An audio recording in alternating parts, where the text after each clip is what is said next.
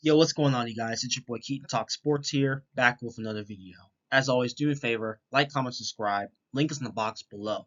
This is my 2024 NFL grades from the first round as I break down why I think each player gets the grade that they get and why I believe they fit in with that team. So, with that being said, let's not waste any more time. This is my NFL grades from the first round.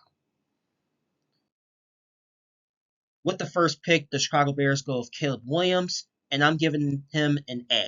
Now, this is an obvious pick for the Chicago Bears. Obviously, they moved on from Justin Fields a while ago. Caleb Williams, a potential generational quarterback, who I believe is in the best situation. I mean, if you were to ask me months ago, would Caleb Williams going to the Chicago Bears be a good fit in a good situation? I would have called you crazy. But given the moves that the Chicago Bears and that front office has made, getting guys like Keenan Allen, you have DJ Moore there, you have Swift there that you got from the Philadelphia Eagles and stuff like that.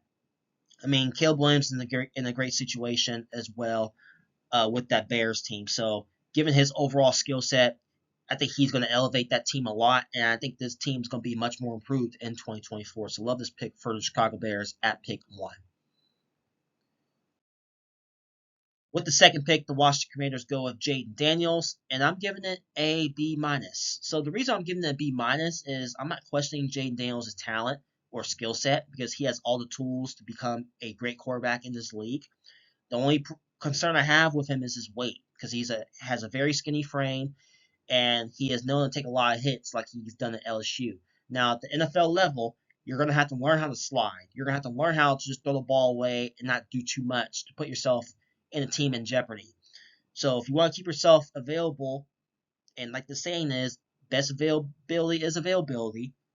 You're gonna have to learn how to do. You're gonna have to learn how to make the simple play if you're Jaden Daniels. But given his overall skill set, dude has nice deep ball, has very nice velocity on the ball. Now there are some concerns with him throwing in the middle of the field, but I think he'll be able to fix that at the next level. As Cliff Kingsbury, I believe he fits in tremendously with Cliff Kingsbury led offense and the rest of that coaching staff. So the Commanders staff has done a tremendous job by evaluating these quarterbacks and getting the right guy, who I believe Jaden Daniels does fit in well with the Commanders at pick 2.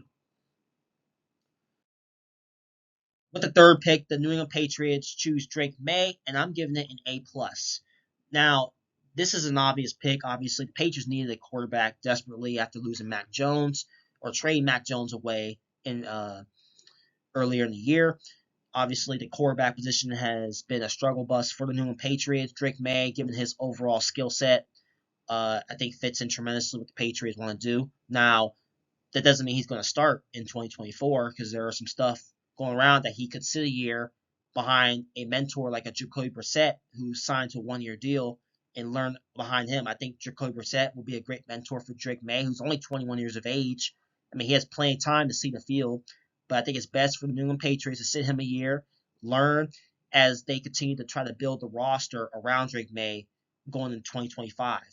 That's the best plan. But the Patriots are pretty much set at quarterback. Now they just got to put other pieces around him at wide receiver and left tackle and stuff like that, and just continue to build this team for the future here.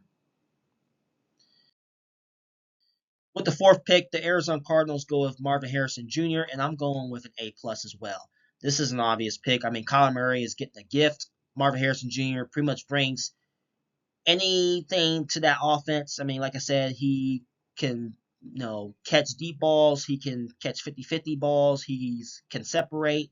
I mean, pretty much Marvin Harrison has it all, and I think makes that Cardinals offense that much more elite in 2024. Kyle Murray would very appreciate having him on his team as he's going to rely on him a lot in late game situations. Obviously, Marvin Harrison Jr. is the number one option for that Cardinals team as I'm speaking. And like I said, it was just an obvious pick, and the Cardinals did need to trade down, stick pick at 3, which they did, and at 4, and get Marvin Harrison Jr., which was a smart move by them. Fifth overall selection, the Chargers go with Joe Alt, and I'm going with an A minus here. Now, some of you guys might question this pick because, why not go with a guy Malik Neighbors to give, Justin Herbert another weapon on the outside? Well, given what Jim Harbaugh loves to do, he loves to build the trenches on both sides of the ball. Joe Alt is clearly the best tackle in this draft, and obviously he hasn't seen the field yet. We'll see what he does in the actual game situation. But given what he did in Notre Dame, I think Justin Herbert really appreciate having a guy like him on his team who can keep him upright. And then if you're the Chargers, you already have your guy in Joe Alt. Then you can worry about getting a receiver later on in the draft. I mean, this receiver class is pretty deep. You can get a receiver in the second, third round, to put Herbert in position to be successful. But it all starts in the trenches. It all starts with protecting your quarterback. If Justin Herbert wants to take his game to the next level, he's got to get the protection. So I think this was smart by the Chargers by sticking at 5 and taking their guy Joe Alt. With the 6th pick, the New York Giants go with Malik Neighbors, and I'm going with an A. This is a great pickup by the Giants as they desperately need playmakers on the outside. You just signed Daniel Jones to an extension last offseason. Now I'm not saying that he's the guy for the future, but for the foreseeable future, give him the weapons on the outside. Malik Neighbors is a clear number 1 option on this team. Like I said, the Giants fans need some excitement in that building, something that they haven't had in years. Malik Neighbors is a guy that can separate, a guy that can make life easier for Daniel Jones and stuff like that. I mean, just pretty much an all-around wide receiver, and just makes that Giants offense significantly better in 2024. I think it was a smart move by not moving back and sticking at 6 and getting your guy Malik Neighbors, which I had going here in pretty much every single one of my mocks. So smart pick by the Giants. With the 7th overall pick, the Titans choose J.C. Latham, and I'm giving it an A minus as well. I mean, like I said, the Tennessee Titans really wanted Joe Alt. Obviously, he was picked by the Chargers 2 picks before. Get your second option in J.C. Latham, who is a beast on the offensive line. Dude has vicious hands. Dude will do anything to protect that quarterback.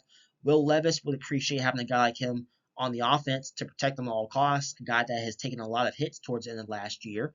I mean, this was one of the Titans' biggest needs. Like I said, they may be disappointed, but they didn't get Joe Alt. But J.C. Latham, I mean, listen. Now, could you make the argument that you could have traded back and get J.C. Latham? Yeah, you could have, but the Titans, I give him credit.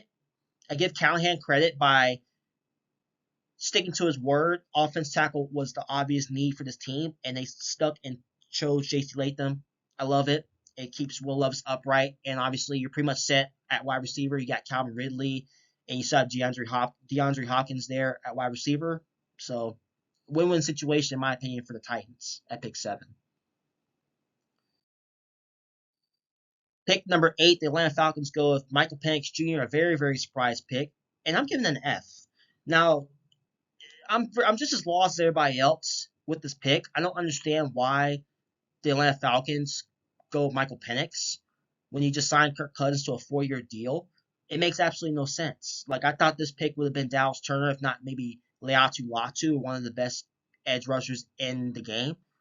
Like, why not solidify the defense? Also, a need that they need to improve at edge rusher. They were one of the worst teams last year, and try to in terms of trying to get to the quarterback at pass rusher. So why not address that position if you're the Atlanta Falcons? Why go Michael Penix Jr.? Kirk Cousins also was coming off of the Achilles injury last year. You're bringing in Michael Penix Jr., who's injury prone as well. Great arm, but he's injury prone. So is your plan? Do you plan on sitting him a year or two?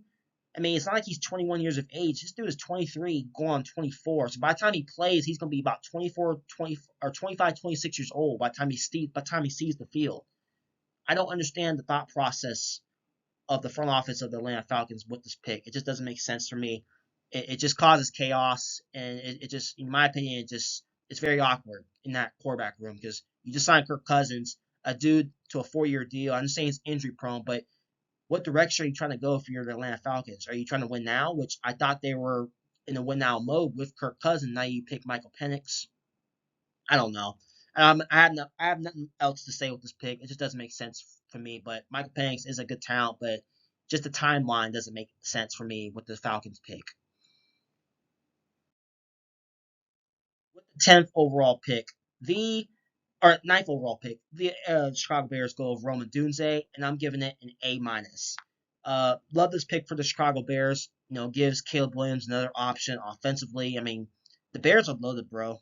The Bears are loaded. I mean, you got Roma Dunze, you got DJ Moore, and you got Keenan Allen on offense. Caleb Williams is in a great situation. I think Roma Dunze is in a great situation. A dude that I believe he's going to get his fair share of touches and catches or whatever you want to call it on that Bears offense. This Bears team is going to be lots of fun to watch in 2024. I'm looking forward to it. But Rome Dunze, a dude that can separate, a dude that's fast, a fish that catching the ball. I think it's a great fit, in my opinion, for the Chicago Bears here at pick 9. With the 10th overall pick, the New York Jets or the Minnesota Vikings go with JJ McCarthy, and I'm giving it a B plus.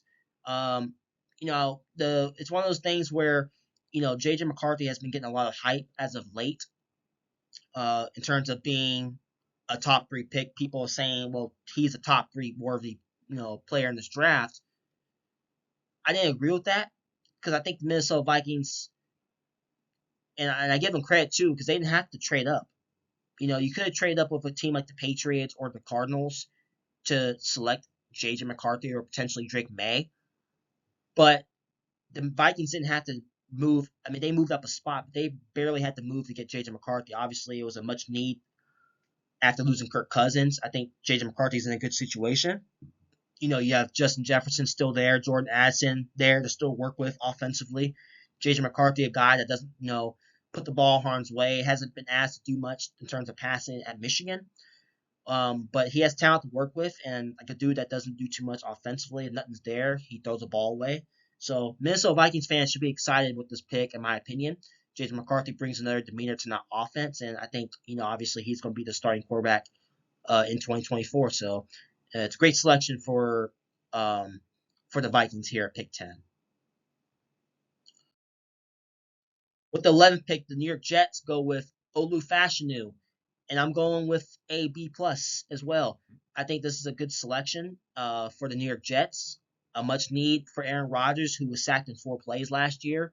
Get the protection, for Aaron Rodgers. Protect him at all costs with this pick. Olu Fashanu, a guy that didn't give up any sacks last year or his last year at Penn State.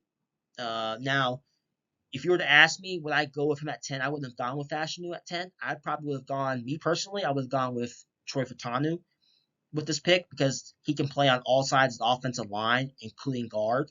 A dude that's vicious, I thought would have fit better with the Jets. But like I said, this is not a bad pick for the New York Jets. They made the right choice by going with Fashanu instead of going with a guy like Brock Bowers, who does have talent, by the way. Brock Bowers would have been nice on the team too, but that would have been a selfish pick, knowing that, like I said, Rodgers goes down 4 plays. You need to protect him at all costs, especially in these last 2 years of his contract. So smart move by the Jets, going with Fashanu at pick 11. With the 12th overall pick, the Denver Broncos go with Bo Nix, and I'm giving it a C. Now, the reason why I'm giving it a C is I'm not questioning Bo Nix's talent. Obviously, the Denver Broncos need a quarterback, and I did have Bo Nix going to the Broncos here. The only problem is I'm not as high on Bo Nix as some other people are. Now, he does have nice velocity on the football, okay? I think him and Sean Payton work really well together, but what are you working with if you're Denver Broncos? What does he have to work with? Like I'm just a little bit concerned, not with his, because I know what Bo Nix can do. We've seen his highlights at Oregon. I know what he can do as a player, but I'm just worried about his supporting cast around him. Who does he have to throw the ball to and all that stuff? So it's gonna be interesting to see what other pieces that the Denver Broncos can put around Bo Nix. Now you can make an argument that they could have traded back here and got Bo Nix later on in the first round. But I pretty much understand that if you would have done that, a team like the Raiders probably would have swooped in and took Bo Nix at 13. So I understand why the Broncos, got the guy Bo Nix at 12. But I'm just not as high on Bo Nix as some other people are. But I could be wrong. Like I said, I think he can be a pretty good quarterback, depending on if Sean Payton could put other pieces around him to be successful. But you could have gone with a guy maybe like a Jared Verse, who I thought would have fit well with this team as well, especially on defense. But Bo Nix was the obvious pick. But I'm just giving it a C because I'm just worried about the overall supporting cast that he has to work with offensively. With the 13th overall pick, the Las Vegas Raiders go with Brock Bowers, and I'm giving it an A. I love this pick for the Las Vegas Raiders. Now, am I a little bit surprised that it's the Raiders that he got chose to? Yes, a little bit, because I thought they would go with cornerback here or offensive tackle, maybe Tlis Fuega, who I had going here multiple drafts or mock drafts. But Brock Bowers, like I said, it makes sense because you had A. McConnell and Gardner Minshew there at quarterback. Now you missed out on Penix, who went 8, and then Bo Nix, who went 12. Okay, so you get the next best available player in Brock Bowers, who I think can fit really well with that offense. I mean, you have him, and then you have um, Devontae Adams. I mean, that's a scary dude. Now it takes a lot of pressure off of Devontae Adams, who doesn't, I mean, obviously, who has gotten double teamed a lot in the past years. Now you get a guy, Brock Bowers, who can play, you can slide him at tight end, but he can also play receiver, slot, whatever you need him to play. It takes a lot of pressure off of Devontae Adams. Now you have to worry, now you don't have to just worry about Devontae Adams. Now you got to worry about Brock Bowers, another deep threat for A. McConnell or Gardner Minshew, depending on who starts at quarterback there. But it's a great pick for the Las Vegas Raiders. I love what Antonio Pierce is doing there with that Raiders team. With the 14th overall pick, the New Orleans Saints go with Tlis Fuega, and I'm going with an A plus. This was a much need for the New Orleans Saints. Obviously, they desperately needed an offensive tackle. Tlis Fuega just fits the description of what they want to do. Dude has vicious hands, 6'5", 6'6". Dude has size, will do anything to protect the quarterback. Dude finishes plays to the whistle blows. He doesn't cheat the game. Like I said, this dude has tremendous size. I think it will help Derek Carr tremendously. Give him, keep him upright. A dude has another quarterback that has taken a lot of hits as well. Keeps him upright, gives him more time to get the ball to his targets on the outside. With the 15th overall pick, the Indianapolis Colts go with Leatu Latu, and I'm going with a B minus here. Now, Leatu Latu is a phenomenal player. Now, given his medical history, that's the only downside.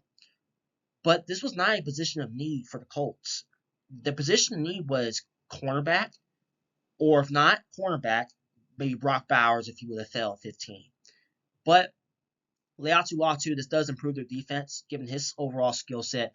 Dude's efficient against the quarterback, very vicious. Dude does a lot of stunts and twists, and like I said, you have to put a lot of attention on him if you're an offense. Uh, it does improve the Colts defense a little bit, but if you were to ask me, would I pick him at 15? I think it's a little bit too high, but you can't blame the Colts for going edge rusher here to improve that defense. With the 16th overall, the Seattle Seahawks go with Byron Murphy a second, and I'm going with an A. This is an obvious pick in my opinion. I've had, Byron Murphy going here in my past mocks. You had Mike McDonald, a dude that's a defensive-minded coach, going with a guy, Byron Murphy, who I think fits the description to what Seattle wants to do. I think improves that defense. I mean, another guy that likes to build through the trenches. Byron Murphy is second, a dude that, like I said, you have to put a lot of attention on. You have to know where he is on the field at all costs. You have to put double team him. You can't leave him one on one because the dude will get to the quarterback like he's done efficiently in college. I think his game will translate to the NFL at the next level, in my opinion. So I love this pick for the Seattle Seahawks here. Pick 16 makes a whole bunch of sense to improve that defense, who did struggle last year to try to get to the quarterback. So he just brings a different demeanor to that defense, who I think will be much more improved in 2024. With the 17th overall pick, the Minnesota Vikings go with Dallas Turner, and I'm going with an A minus.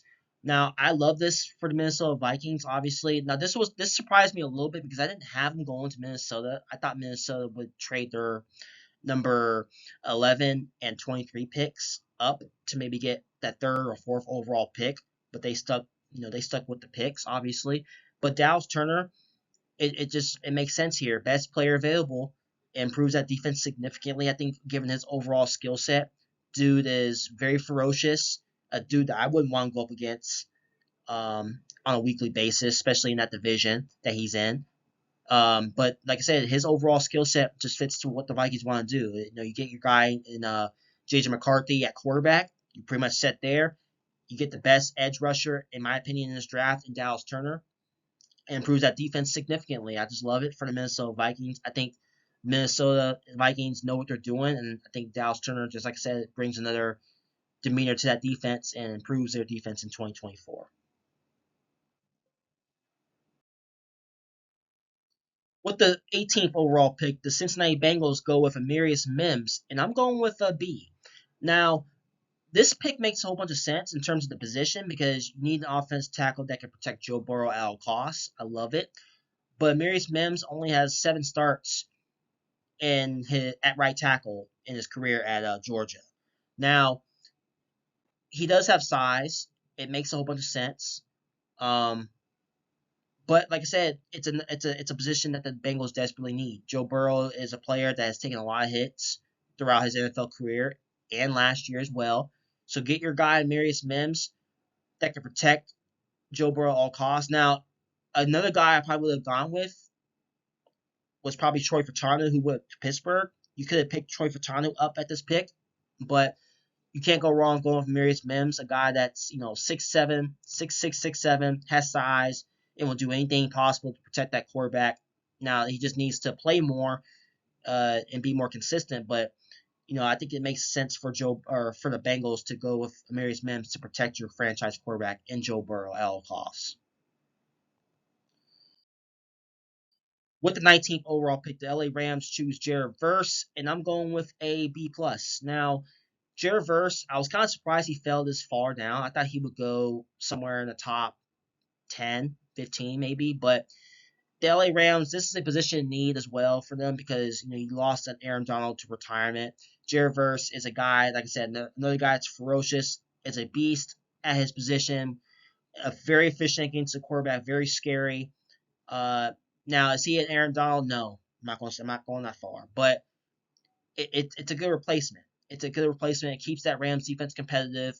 Their offense is pretty much set in terms of the talent on that side. So Jared Verse, you could have gone with cornerback as well, but like I said, edge rusher was the most important need for the LA Rams to get more pass rush going on that defense. With the 20th overall pick, the Pittsburgh Steelers go with Troy Fautanu, and I'm going with an A. I love this pick for the Pittsburgh Steelers. Troy Fautanu just fits into what Pittsburgh wants to do. He just looks like Pittsburgh Steeler. Dude has vicious hands. Dude's efficient at just keeping the quarterback upright, and a dude that, like I said, I wouldn't want to go against as an edge rusher. A dude that, like I said, doesn't give up many sacks at Washington. We did a pretty solid job of protecting Penix while he was quarterbacking at Washington. Now I think he could do the same thing with Russell Wilson or Justin Fields at quarterback now. So makes sense for Pittsburgh Steelers. Now you could have gone with the center, Jackson Powers Johnson. Like I said, Steelers don't currently have a center on their roster. But Troy Fautanu, some Steelers fans don't agree with this. Some do, but I love it for the Pittsburgh Steelers. It makes sense to protect your quarterbacks at all costs. A dude that's just a beast at his position. With the 21st overall pick, the Miami Dolphins go with Chop Robinson here, a very surprise pick. And I am going with my first D of this video. I got D here because the situation here is Tua is your guy going forward, so why not give him the offensive line help that he desperately needs? Why not go with guys available? Why not go with Jackson Powers Johnson or Jason Newton or somebody that can protect your future quarterback? Chop Robinson doesn't make sense here for the Miami Dolphins. Now, I had Chop Robinson going in the first round. That's not the issue here. The issue is you picked him at 21, which I think is a little rich. I think that's a little bit too high for a guy like Chop Robinson. I had him going late, like 29, 30 in my past mock draft. But it really surprised me. If you're going to go with a guy at edge or defensive tackle, why not go with a guy like Jason Newton, who you just lost Christian Wilkins to the Raiders in free agency? Why not go with Jason Newton or go with Jackson Powers Johnson, who would have been a tremendous fit for the Dolphins? You have him available there. There's no guarantees you're going to get a guy like that in the second round. So why not get your guy in Jackson Powers Johnson that can protect Tua at all costs, who needs all protection to be successful? if he doesn't have protection, it's not going to matter who's at wide receiver. If he can't get the ball to his receivers on a consistent basis because of his poor offensive line, I mean, I just don't understand this pick for the Dolphins. It makes absolutely no sense. I know Dolphins fans. How do you guys feel about this? I know some of you guys are pissed off about this pick. I don't understand it as well. I would have gone with Jackson Powers Johnson or John Newton with this pick. Um, but I mean, Chop Robinson is a good player. I mean, like I said, but there's no guarantees what he did at Penn State is going to translate to the next level. I mean, I just don't think. I'm just saying, I don't think the fit with the Dolphins makes sense. Knowing that Tua is your guy going forward, why not give him the protection? That's just me, but I'll let you guys comment more down. But I'll let you Dolphins fans comment down below about that one. But it's a very questionable pick, in my opinion. With the 22nd overall pick, the Philadelphia Eagles go with Quinion Mitchell, and I'm giving it an A plus. I mean, this is a much need for the Philadelphia Eagles, especially on on defense. They need help desperately on the back end of that defense.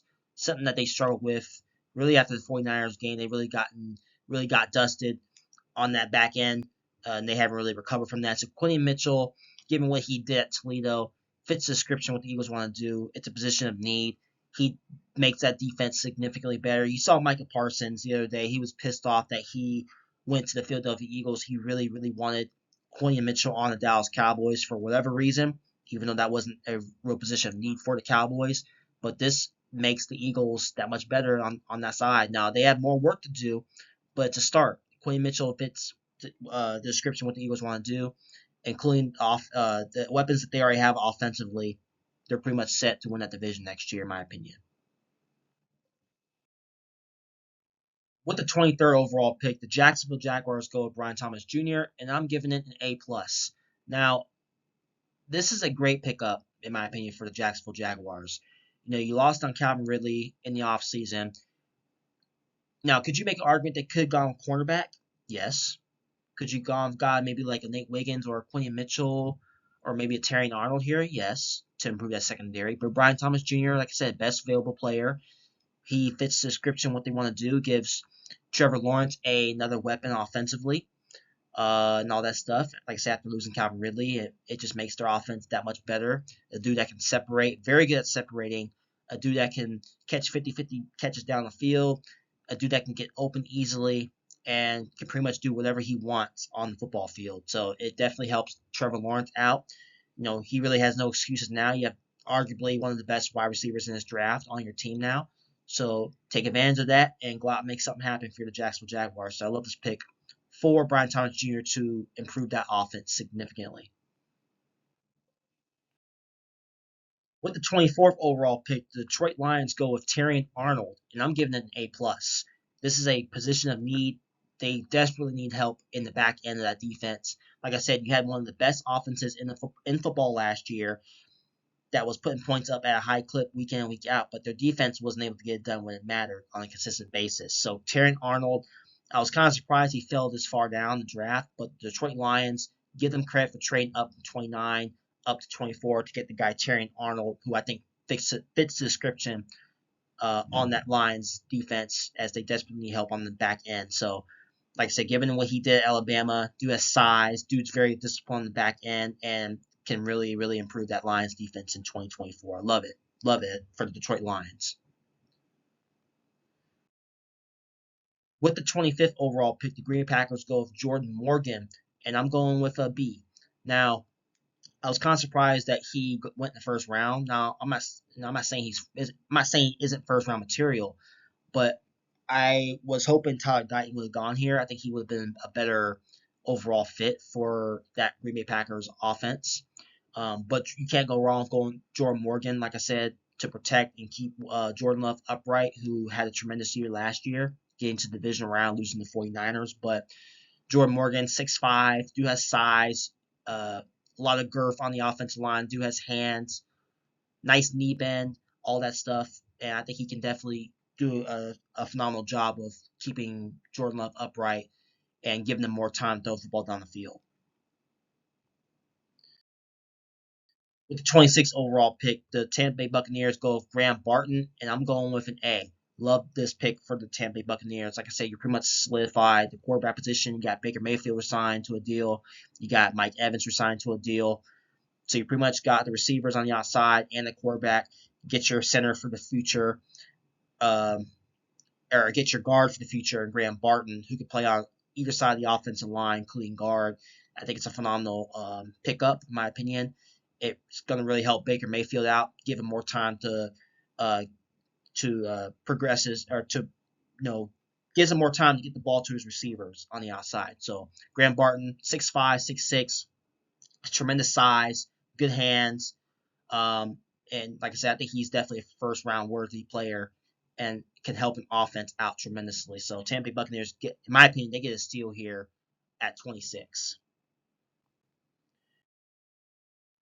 With the 27th overall pick, the Arizona Cardinals go with Darius Robinson, and I'm going with a B minus. Now, it's a good pickup in terms of the position because they desperately need an edge rusher, but I was kind of surprised it wasn't Jerron Newton because I really was hoping Jerron Newton would have gone here. I think he would have been a better fit in terms of what he's done at Illinois because he's very efficient against the quarterback. I mean, Darius Robinson he's efficient against the quarterback as well, but I'm just talking about the overall fit. I don't know if Darius Robinson, if I would have gone with him at pick 27, I definitely would have gone with Jerron Newton. I just think he's a better overall player than Darius Robinson. But Darius Robinson, like I said, he does have great size at 6'5", a dude that is very ferocious, is not scared of anyone, and will do anything possible to get to that quarterback. So I think it's definitely a position of need that the Cardinals, they got. But in my opinion, I would have gone with Jerron Newton. But that's why I'm giving that B minus, just because I was a little surprised he went in the first round. I had him going early in the second round, but it's a good pickup for the Cardinals. As like I said, they desperately need to improve at that position to get to the quarterback more efficiently in 2024. With the 28th pick, the Kansas City Chiefs go with Xavier Worthy, and I'm going with an A. Love this pick for the Kansas City Chiefs. This was the last destination that Xavier Worthy could have gone to if you're any other NFL team. Xavier Worthy ran a 4.21, 4.22 in the 40 back in the combine, whatever. Fastest receiver in football. Like I've been saying, Kansas City Chiefs, despite them winning the Super Bowl, they were one of the worst teams in terms of drop passes. They led the league in drop passes in all football last year. So get your position of need. Xavier Worthy is fast. I think Patrick Mahomes is really going to appreciate having him on his team. You know what I'm saying? The only concern I have with him is his drops. He does drop the ball at times. So can he get more consistent with catching the football with how fast he is? But I think Patrick Mahomes and the rest of the guys on the team will work with him uh, for him to be more efficient at catching the ball. But this is a great pickup for the Chiefs. And I'm kind of surprised that Buffalo traded with a team that they just lost to in the divisional round. I was kind of surprised and I know Buffalo need more picks, but I was expecting Buffalo to trade with their rivals that they can't get passed by. So they definitely help the Chiefs out in that aspect. But this is a great pickup for the Chiefs, in my opinion, to improve that offense and improve at the position. With the 29th pick, the Dallas Cowboys go with Tyler Guyton, and I'm going with a B minus. Um, Now, obviously, we all knew that the Dallas Cowboys were going to go with a tackle here, which is a position of need. Tyler Guyton has good size at 6'5", 6'6". Or actually, he might be 6'7", actually. But he is a bit raw. Now, that's the only concern I have with him. He is a bit raw, but like I said, a dude that does his job efficiently and will do anything possible to protect that quarterback. I think this is something Dak Prescott desperately needs. Now, you could make an argument. You could have gone with cornerback too, because you did lose Stephon Gilmore to free agency. As you saw in last year's playoffs, the Dallas Cowboys got cooked all game long by the Green Bay Packers. Jordan Love just dissect that Cowboys defense and was able to pick his spots all over the field. So you could have gone cornerback there. Now, like I said, Micah Parsons, a dude that was frustrated with the Eagles getting Quentin Mitchell, as he really wanted him on the Cowboys. But Tyler Guyton, the dude that can protect Dak Prescott at all costs, keep him upright, and stuff like that. Who knows if he'll start in his first year or if he'll sit. I don't know what the plan is there, but we pretty much knew the Cowboys were going to go with tackle. But I think it's a good pickup given where the Cowboys are and stuff like that. With the 30th pick, the Baltimore Ravens go with Nate Wiggins, and I'm going with an A minus. I love this pick for the Baltimore Ravens. Like I said, team that likes to build through the trenches on both sides of the ball, and they like to play solid defense. Now, you can make an argument. You could have gone off offense tackle, maybe with Tyler Guyton, but obviously he was picked with Dallas Cowboys. But Nate Wiggins, I think he fits to what the Ravens want to do on that side. Ravens love to play defense.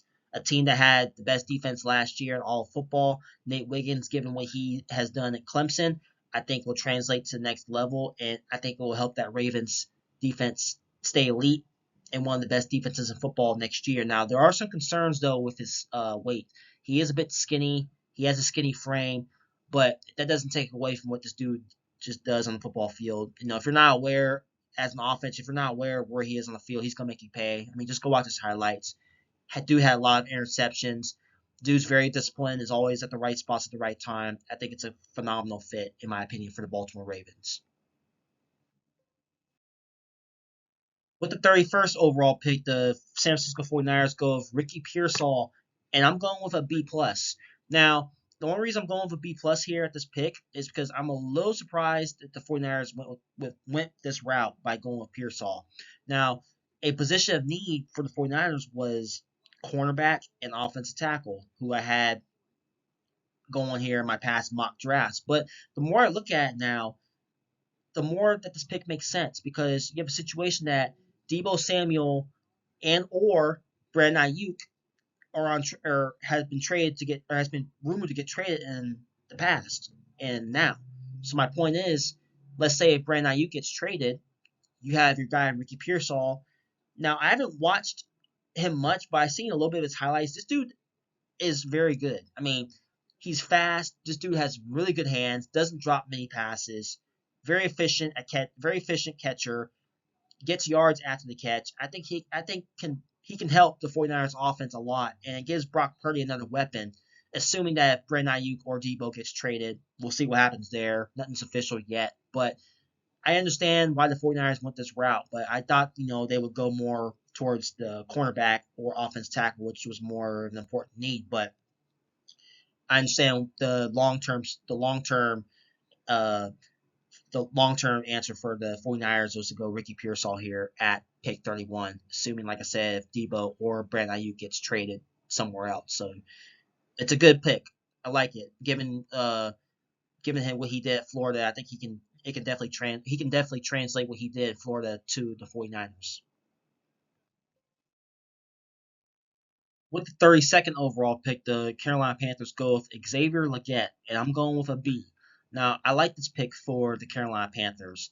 Now, the only reason I'm giving it only a B is because I was kind of surprised that Legette was picked this high in the first to go in the first round. Now, I had him going in the second round in pretty much all my mock drafts, um, but Carolina Panthers did what they needed to do to trade up with Buffalo and get their guy Legette, a guy that can go up and make 50-50 catches. Dude is not scared of anyone. Dude is not afraid to get physical with whoever's guarding him. Now the dude doesn't really separate consistently on a consistent basis, but dude does make plays, and I think it will definitely help Bryce Young out tremendously offensively. Something that Bryce Young hasn't had. So get your guy Xavier Legette, who can, in my opinion, can unlock Bryce Young as a quarterback and make him flourish on that offense. So Leggett just makes that offense better, obviously, given his skill set and given what he's done at South Carolina.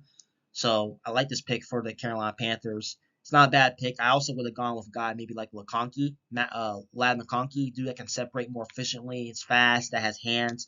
But Leggett also has hands as well. Like I said, dude that just does his job, makes plays for his team. So I like this pick for the Carolina Panthers. Not a bad pick. It's not a great pick. It's in between. So it's something that they really need. I think it makes sense for Carolina to go with him at pick 32. And that'll do it for this video. If you guys continue to like my content, you guys know what to do. Like, share, subscribe. Without you guys, this wouldn't be possible. Thank you guys for tuning in to another edition of Keaton Talk Sports. Signing out for the day. Have a good one, everyone.